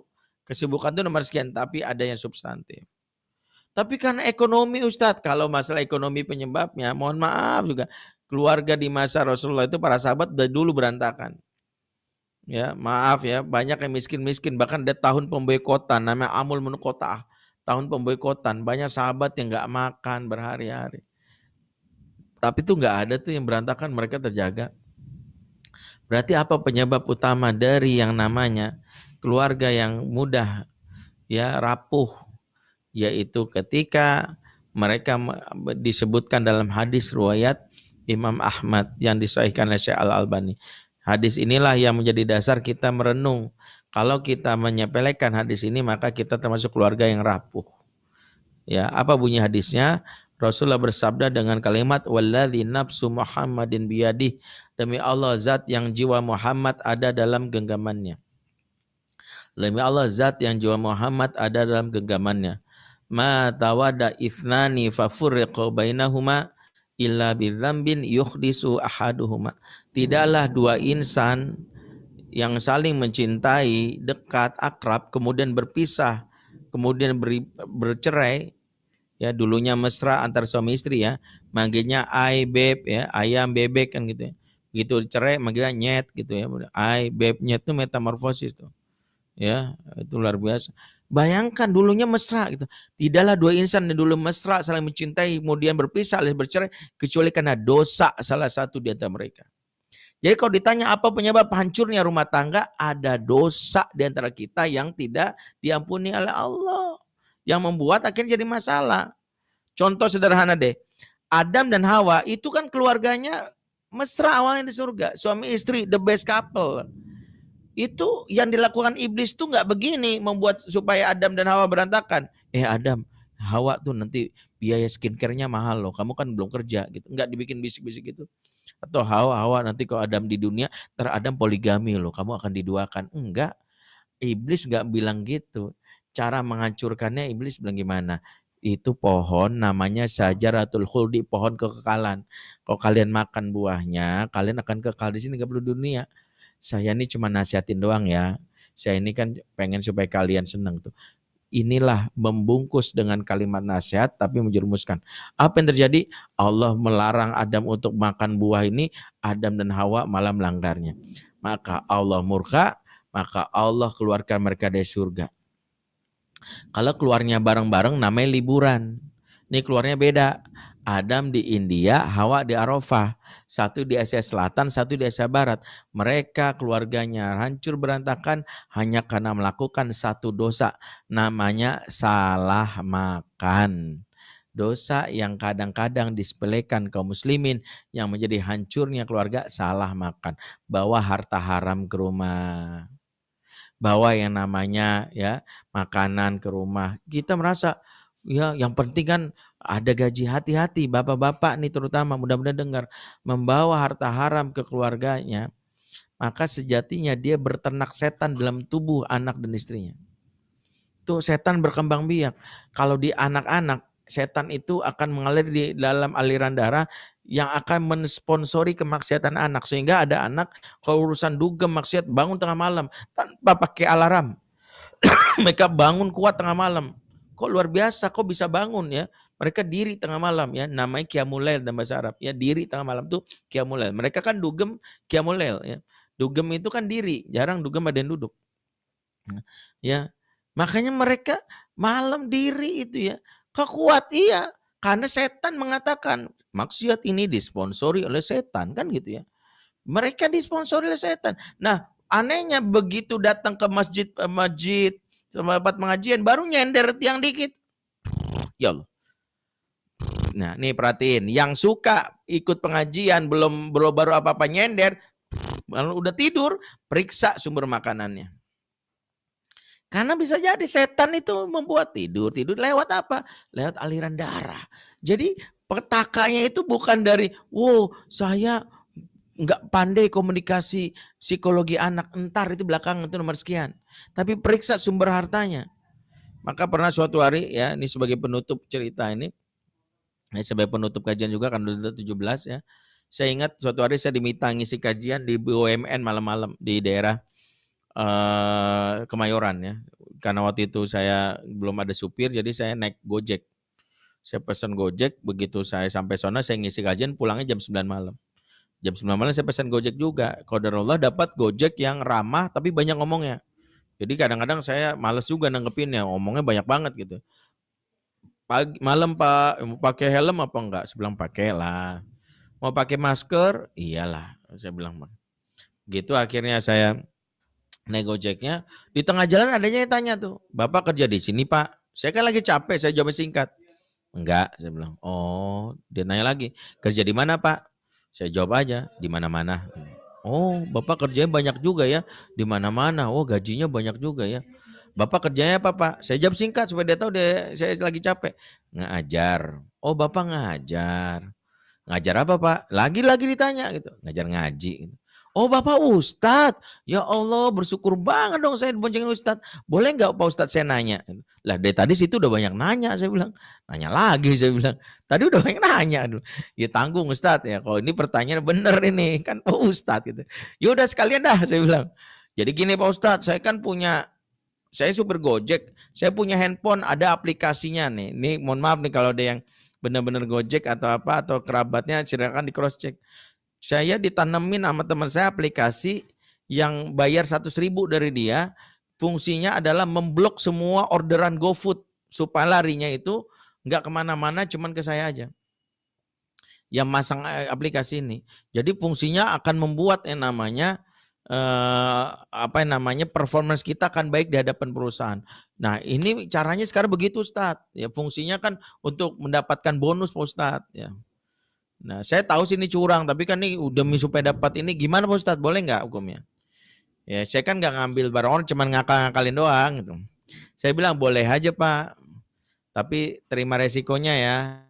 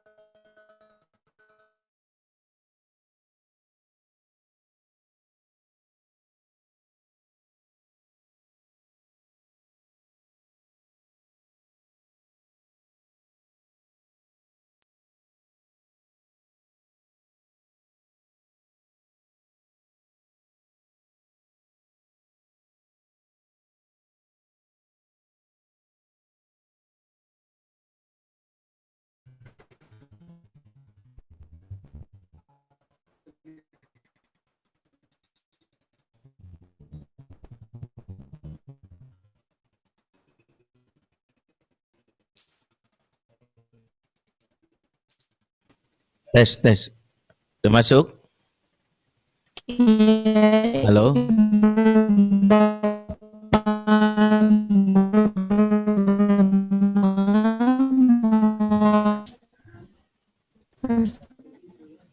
Halo, suara saya udah masuk kah? Boleh ini mohon maaf nih ada kesalahan lagi. Iya, sudah ya? Silakan. Oke, maaf ya. Maaf nih karena ada masalah teknis. Saya juga lupa tuh dia tukang ojek tadi intinya gitu ya. Ibu juga abaikanlah tukang ojek gitu. Mungkin tukang ojeknya nggak ridho kali ya diceritain. Jadi langsung petir nyamber gitu. Langsung rusak aja ceritanya ya Allah. Intinya adalah saya tanya itu saya bilang. Jadi gimana? Saya bilang boleh. Resikonya istri suka ngelawan, anak sulit diatur. Kaget ya. Itu Pak Ustadz pantesan kata dia. Akhirnya dia cerita, maksudnya gimana? Saya kebetulan punya anak Pak Ustadz nih. Anak saya gini-gini di pesantren di daerah Bogor. Ya, saya ingat tuh Pak Ustadz, dia suatu hari 2 minggu yang lalu nelpon. Ya, Pak, apa kata saya? Kali kau ngirim uang bulanan yang halal-halal aja ya, jangan haram-haram. Emang kenapa sih kata bapaknya? Soalnya udah 2 minggu hafalanku nggak nambah-nambah. Kata ustadku, kalau hafalan nggak nambah, periksa sumber makanannya. Karena setan menghalangi hafalan Quran terhadap diri kita. Jadi ini sebuah nasihat buat kita, jangan main-main dalam urusan terkait dengan apa yang masuk ke dalam diri kita, karena itu yang membuat setan menyerang pertahanan kita, itulah keluarga yang rapuh. Jadi jangan bangga dengan orang yang kelihatan harmonis tapi berasal dari korupsi. Jalan-jalan mulu tapi sebenarnya ya uang yang dipakai itu dari nyekek uang rakyat. Itu sejatinya keluarga yang rapuh, keluarga yang hancur. Baik, saya pikir itu saja, mohon maaf karena ini waktunya terbatas dan ada gangguan teknis. Jadi mudah-mudahan lain waktu kita lanjutkan ya. Saya nggak tahu kapan melanjutkannya, tapi sebagai informasi ayah dan bunda, saya menulis buku Fatherman dan ada 2 buku. Buku pertama Fatherman 1 sudah terbit dan sudah lama dan sudah laku 15.000 eksemplar, dan buku kami yang kedua judulnya Fatherman 2 Suara Hati Bunda untuk Ayah. Kabar gembiranya buku ini gratis. Jadi gratis dalam bentuk e-book, dan ayah bunda silakan yang berminat dan buku ini khusus buat para suami yang agar mendapatkan sosok suami yang terlibat dalam pengasuhan, silakan ya daftar di www.fatherman.id. Mudah-mudahan buku ini bisa membantu ayah dan bunda dalam rangka membuat suami semakin betah dalam pengasuhan. Kurang lebih seperti itu. Jadi silakan ya di-download. Itu saja, saya serahkan kepada MC. Aku lu qouli hadza wa astaghfirullah wa lakum. Wassalamualaikum warahmatullahi wabarakatuh.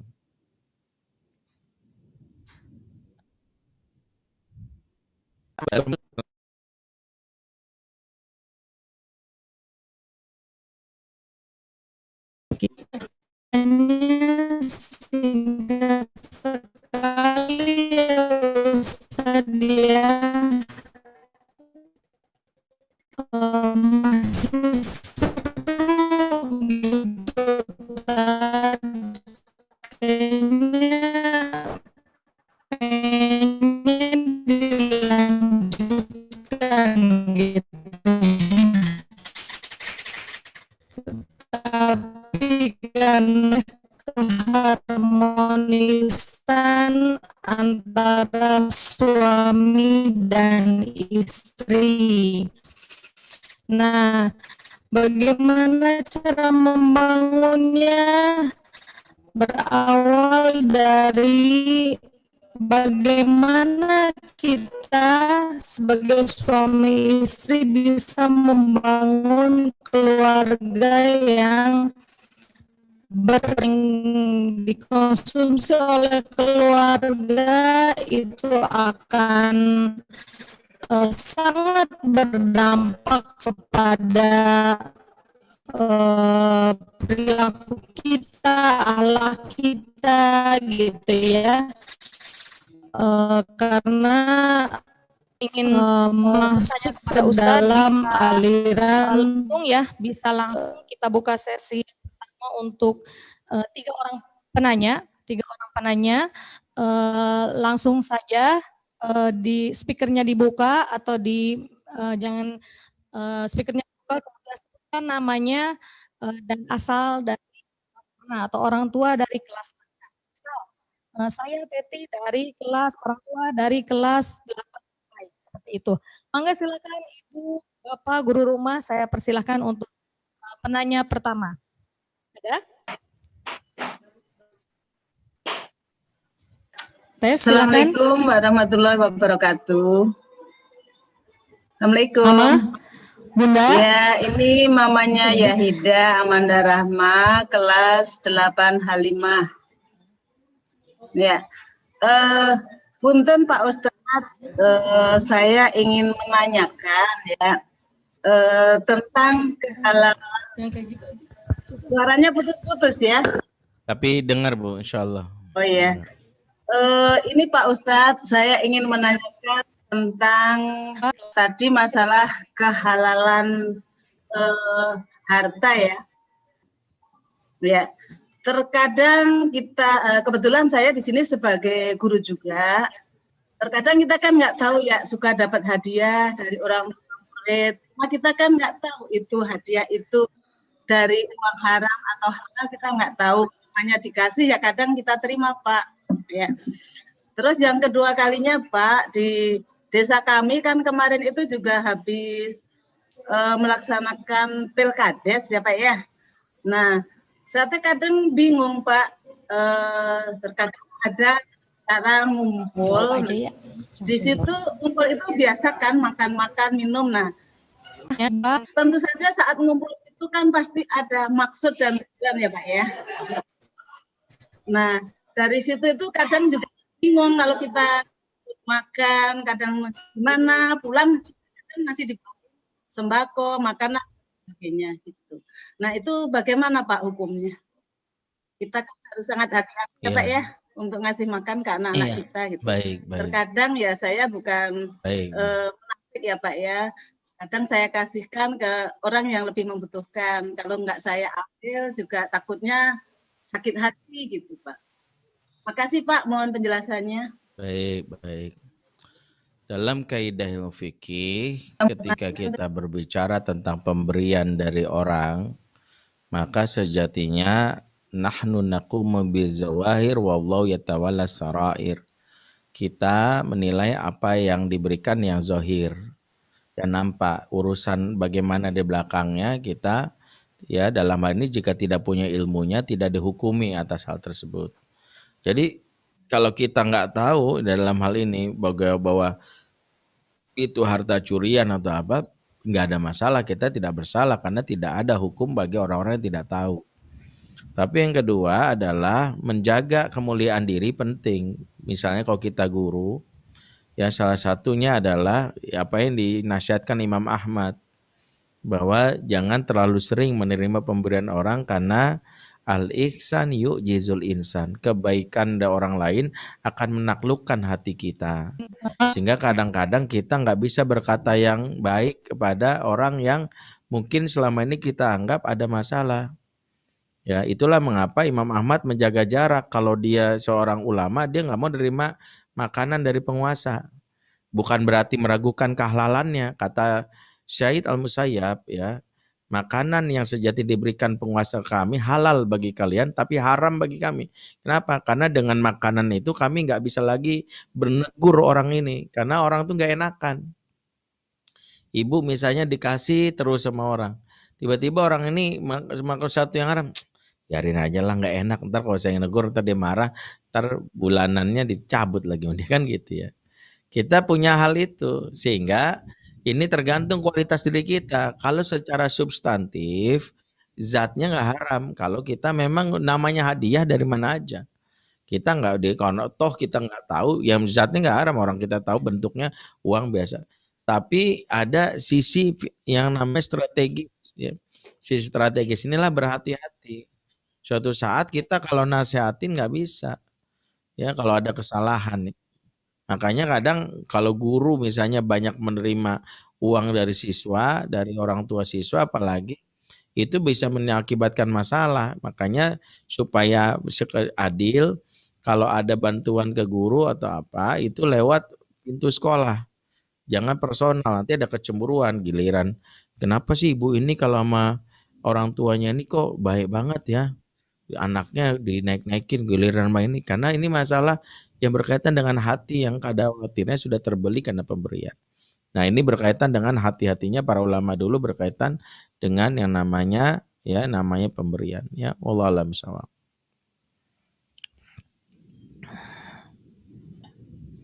Selanjutnya untuk pertanyaan kedua, mangga ada mama atau ayah yang ingin menanyakan pertanyaan.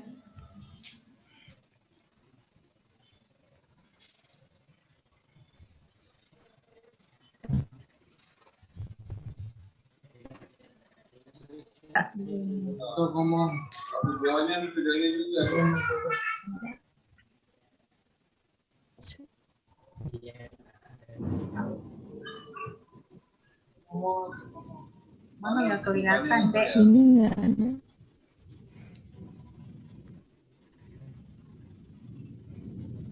Ada? Kalau tidak ada yang langsung, saya bacakan yang di chat ya.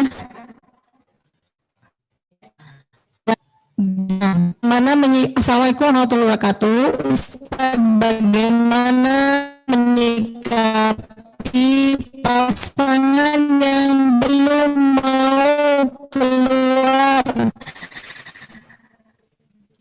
dari transaksi riba? Gitu.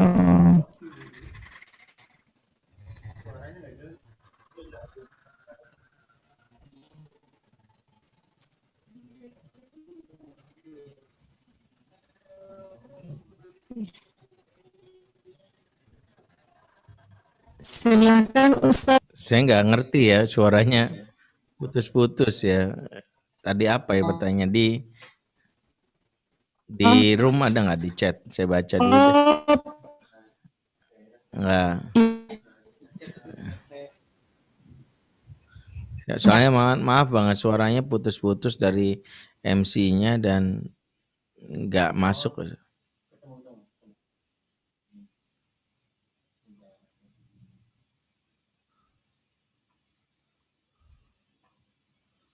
Oke. Bagaimana menyikapi pasangan yang belum mau keluar dari transaksi riba? Baik ya, pertama urusan berkaitan dengan riba dan dosa-dosa lainnya itu adalah sesuatu yang terkait dengan tanggung jawab kita mendakwahi keluarga. Yang namanya mendakwahi berarti kita mengajak bukan langsung menghakimi. Yang namanya keluar dari transaksi riba satu. Kalau ini adalah istri yang bertanya, maka sang istri sungguh-sungguhlah untuk membuktikan bahwa dia hidup dengan suami yang dicari keberkahan. Makanya jangan banyak nuntut.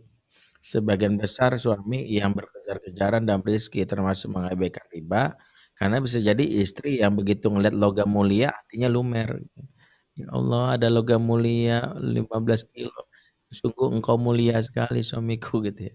Jadi suami mulia ketika mengasih logam mulia. Jadi lumer gitu ya. Dari mana nih? Ini bonus dari riba gitu. Mulut kita tersumpel. Kalau mau kita bilang, Bang, aku siap hidup sederhana ya. Ya, bukan hanya sederhana Bang, simpang raya pagi sore siang malam itu nama restorannya. Jadi silakan ya, aku mau dalam hal ini tuntutan kita kurangi. Yang kedua, dakwahi pelan-pelan karena bisa jadi ilmunya pasangan kita belum tahu sampai riba. Makanya caranya bikin dia mau ngaji. Kalau dia mau ngaji, maka ngajaknya harusnya dengan cara menyenangkan bahwa mengaji itu membuat orang itu menjadi lebih baik. Jangan sampai ya setelah ngaji suami merasa ini istriku semakin solehah, semakin songong. Kayak banyak ibu suami-suami yang komplain ya setiap dipanggil ya sayang apa-apa ya, ingat ya Mas, Allah berfirman dalam Al-Quran auzubillahi minasyaitonirrajim ya kata suami ya diruqyah mulu nih suami sebel dia ya. Makanya kalau pengen suami mau pelan-pelan ngaji displaynya dari kita, setiap dipanggil siap sayang, ada apa sayang? Enggak sih, aku tadinya pengen itu teras kotor banget ya mau bersihin tapi capek gitu, nggak apa-apa sayang aku aja bersihin. Ya, jangankan teras, lapangan bola aku bersihkan kalau kami minta. Kan enak tuh suami bilang, ya Allah kamu tuh makin berubah ya, lebih baik apa lebih buruk? Ya lebih baik lah. Baru kita bilang efek pengajian Mas. Oh apa hubungannya? Ya setelah ngaji aku baru sadar kalau aku harus belajar menjadi lebih baik khususnya sama suami. Nanti kan dia nanya, kamu ngaji sama siapa? Mau Ustadz Benri misalnya, oh, aku boleh dong ikut nih kalau ada kajian online-nya kasih linknya enak. Tapi kalau semakin soleh semakin songong tanya, lu kok songong banget sih ngaji sama siapa sih? Ustadz Benri, gue cari akun IG-nya gue blok tuh, biarin tuh Ustadz. Ya, sebel sama Ustadznya. Jadi jangan sampai akun saya disuspend sama bapak-bapak yang protes gara-gara ngaji makin songong tuh. Nah itu ya, jadi kita juga belajar dari sisi ini ya.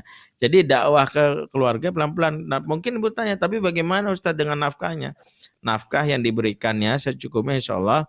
Ya dalam hal ini demi mempertahankan sekedar untuk makan sebagainya ya insya Allah halal sambil berdoa, ya Allah semoga diberikan jalan supaya suami kerjaan yang lebih layak lagi. Ya Allah.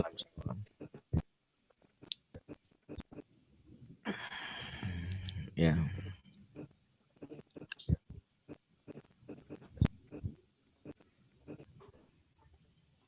Silakan MC.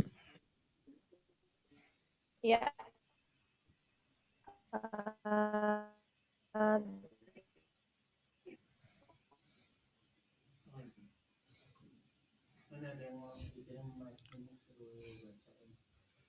Oke. Cek Ustadz. Ya. Ya, terima kasih Ustadz jawabannya. Kemudian Ada lagi pertanyaannya? Oke. ada lagi pertanyaan dari Mama atau Ayah, silakan.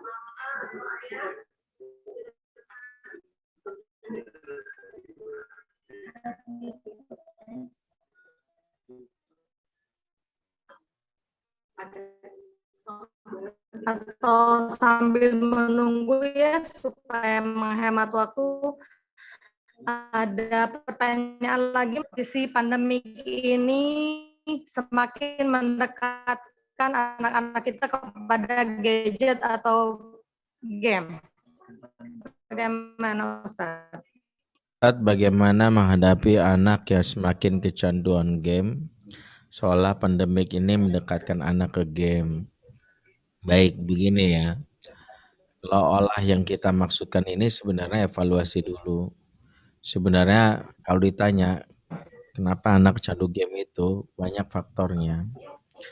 Yang pertama adalah kalau bertanya berkaitan tips, sebelum kita bicara tips tentang kecanduan game, maka ortu punya satu sifat dulu. Sifat yang harusnya dimiliki ortu supaya anak-anak tidak kecanduan game. Karena kalau nggak ada sifat ini percuma juga. Dikasih tips sebanyak apapun ya nggak akan pernah mau praktekkan. Apa nama sifatnya? Nama sifatnya mau repot. Mau repot. Karena awal anak-anak itu kecanduan game, karena bisa jadi ortu yang nggak mau repot. Anak nangis dikit, mama, mau main bola. Nih, jangan ganggu mama. Dikasih gadget. Sebagian besar anak-anak kecanduan game dan gadget karena ortu yang nggak mau repot. Nggak mau repot memberikan kebutuhan dasar dia. Apa-apa kasih handphone. Padahal bisa jadi anak-anak tuh butuh yang namanya kebutuhan dasar yang kalau kita nggak penuhi larinya ke game. Kalau kata Ibnu Taimiyah gini, Ibnu Qayyim mengatakan la tatruku syai'an illa bi syai'in. Kamu nggak bisa ninggalin sesuatu sebelum kamu mendapatkan kesenangan sesuatu yang baru. Anak kita nggak bisa ninggalin game kalau kita nggak memberikan kebutuhan dasar dia. Apa nama kebutuhan dasarnya? Hiburan. Hiburan bagi anak ibarat makanan. Kalau nggak dikenyangin, nyari sendiri mereka di luar, jajan. Lewat apa? Lewat game. Makanya jangan jadi ortu yang justru kalau di rumah malah dikenalnya cuman jadi ustadz doang. Anak-anak tuh capek. Sekali-sekali pengen punya ortu yang menghibur gitu. Karena yang temuin apa-apa nasihat. Kadang anak-anak capek di rumah sekolah udah ketemu ustadz. Di masjid ketemu ustadz. Pas di rumah ustadz lagi kan gitu. Kadang dia mikir, ustadz banyak banget di mana-mana, nggak kehabisan. Yang mereka butuhkan itu orang tua yang memenuhi salah satunya kebutuhan dasar akan bermain. Jadi kalau anak-anak nggak mau kecanduan game, pastikan kita berikan kebutuhan dasar namanya hiburan. Ayah itu kalau bisa ya bermain. Ayah kalau bisa memenuhi kebutuhannya itu. Bermainnya ayah itu memberikan dampak kepada anak-anak yang bisa mengatasi kebosanannya dengan bermain. Yang kedua adalah butuhnya figur ayah yang memenuhi ketegasan. Contoh kenapa anak main game? Game itu dimainin lewat apa? Perangkat gadget. Nah pertanyaan siapa yang ngasih gadgetnya? Kenapa dikasih gadget? Ini juga penting karena ada ortu yang ngasih gadget sebelum waktunya. Padahal gadget itu nggak boleh diberikan kepada sembarang anak. Yang boleh namanya dipinjamkan. Tapi sudah ada banyak yang memiliki. Yang ketiga, anak-anak kenapa candu game? karena mereka nggak punya yang kita kenal sebagai daily rundown. Anak-anak yang nggak punya agenda harian, kalau ditanya dalam Al-Quran kan jelaskan ya alladzina amanu taqullah wa tanzur nafsum ma qaddamat lighad. Orang beriman bertakwa kepada Allah dan hendaklah setiap diri memperhatikan esok mau ngapain. Jadi Al-Quran bertanya besok mau ngapain gitu. Kalau anak-anak jawabannya tahu, aku kan libur misalnya. Maka anak-anak yang nggak bisa tahu besok mau ngapain kemungkinannya 5. 1 tidur lagi, 2 nonton TV, 3 main gadget, 4 makan yang banyak, 5 ngisengin orang. Makanya anak-anak yang budaya ngeprank, iseng, main game itu karena nggak punya kesibukan. Makanya Imam Syafi'i dalam kitab Jawabul Kafi Ibnul Qayyim mengatakan apa? Wa nafsaka illa syagulat habil haq wa syagulat habil batil. Jika dirimu tidak sibuk dalam kebaikan, niscaya sibuk dalam kemaksiatan. Jadi sibukkan diri dalam kebaikan. Itu penjelasan ringkasnya. Tapi kalau ayah bunda merasa butuh bantuan psikolog atau untuk mengatasi ini, kami punya program sharing class yang setiap hari Selasa, Rabu, dan Kamis kami luncurkan. Bagi yang pengen belajar lebih mendalam, durasinya sekitar 5-7 jam ya selama 2 hari. Kelasnya ada kelas siang, ada kelas malam. Silakan bergabung via Zoom ya. Via Zoom itu nomornya di atas. Ya via Zoom. Jadi ada yang mau kelas siang silakan Zoom dan kelasnya terbatas karena untuk banyak diskusi bagi yang punya problem pengasuhan. Besok kita bahas tentang mengatasi manajemen stres dan emosi khususnya bagi ortu yang mungkin punya problematika dalam urusan emosi dan stres. Silakan belajar bersama. Ada saya besok, ada Kak Hilman psikolog yang membantu ibu-ibu merilis emosi supaya nggak stres. Termasuk juga ada Kak Firdaus yang membantu penanganan stres ini. Itu saja sebagai informasi. Mohon maaf karena sudah 17.27, sebentar lagi 17.30. Kami tidak bisa sampai 17.30 lewat karena sudah ditunggu janji dengan anak-anak kami. Karena ini agenda kami yang kelima ya. Jadi mohon maaf ya, lelah sekali. Dan nanti ada malam lagi, ada agenda lagi. Jadi mohon maaf sekali. Itu saja yang sampaikan. Aku luqul hadza fa astaghfirullahi wa lakum. Wassalamualaikum warahmatullahi wabarakatuh.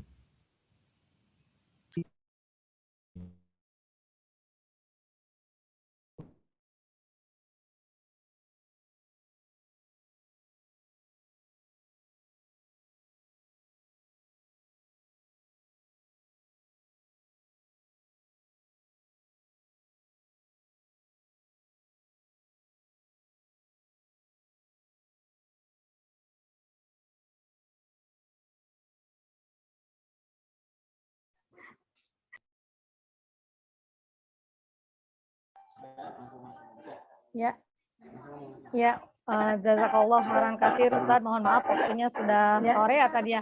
Sudah hampir di Jazakallah akhir khairan acara. katsir Ustaz. Mohon maaf waktunya sudah sore ya tadi ya. Ayat masih banyak tapi insya Allah nanti seperti yang tadi sudah disampaikan oleh Ustaz bisa mengikuti sharing kelas yang Ustaz Henry adakan ya.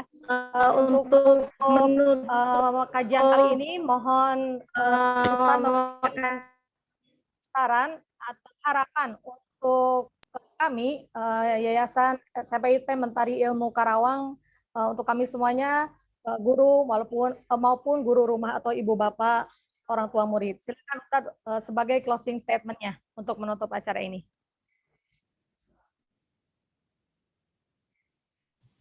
Baik ayah ibu semua, ya alhamdulillah Mentari Ilmu, sekolah Mentari Ilmu Karawang ya sudah memulai sebuah program yang menarik ya dengan hadirnya kajian-kajian parenting dan saya percaya bahwa sekolah yang melibatkan ortu dan juga mendidik bukan hanya anak ya tapi juga memberikan kesempatan ortu belajar salah satu sekolah unggul ya. Sekolah unggul adalah yang melibatkan 3 komponen yaitu adalah pertama sekolah yaitu guru, yang kedua orang tua, yang ketiga siswa.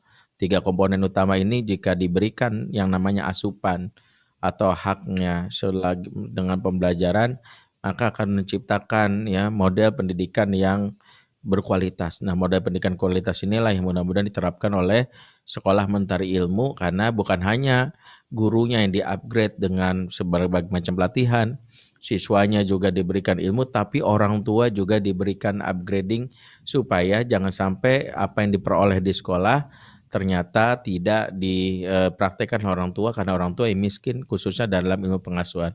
Makanya saya ucapkan barakallahu fiik untuk Sekolah Mentari Ilmu Karawang yang sudah berupaya untuk memberikan hak kepada para orang tua, dan orang tua mudah-mudahan juga bisa ya dalam hal ini bersyukur ya bisa bersekolah di Sekolah Mentari Ilmu anaknya karena bisa belajar bersama-sama mendidik anak-anaknya. Itu saja dari kami. Sekali lagi kami mohon maaf karena tidak bisa membersami lebih lama lagi.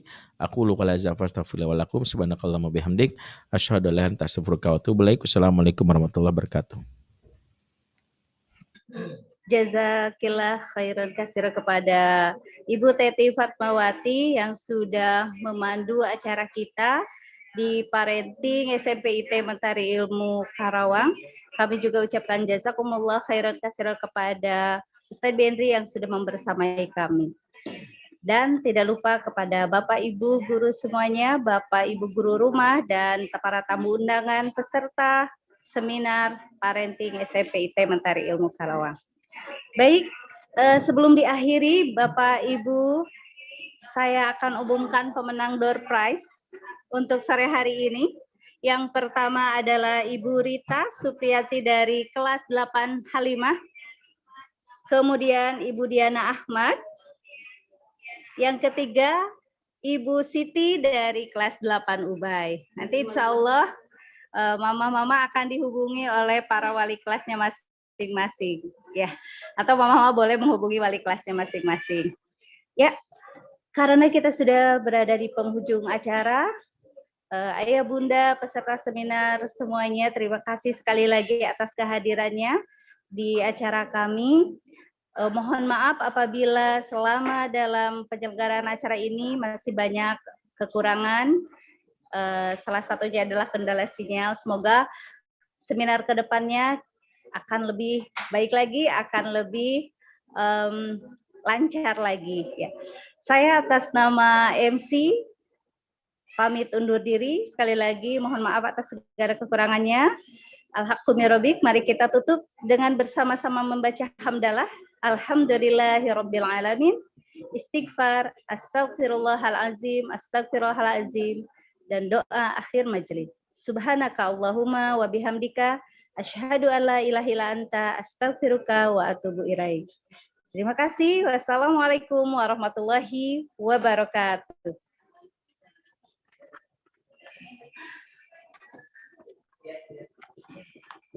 Masya Allah.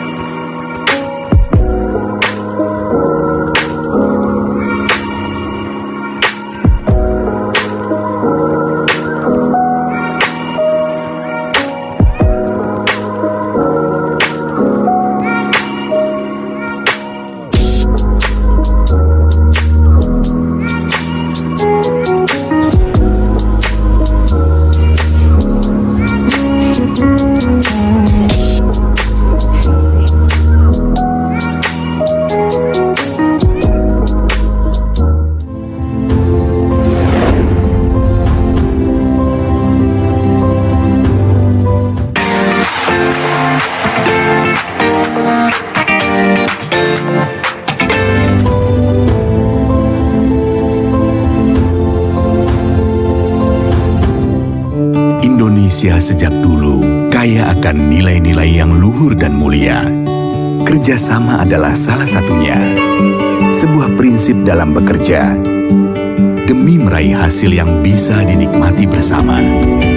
Di dalamnya terkandung nilai-nilai kesetaraan, kejujuran, saling menghargai, dan percaya untuk maju bersama. Untuk itulah, kami hadir membawa nilai-nilai yang sama. Sinergikan 3 bank syariah besar dan bertransformasi menjadi bank syariah yang inovatif, modern, dan memiliki visi global, bekerja sama dengan seluruh umat demi meraih berkah bagi seluruh alam semesta. Karena kami percaya, inilah nilai-nilai Indonesia demi memajukan ekonomi umat. Bank Syariah Indonesia.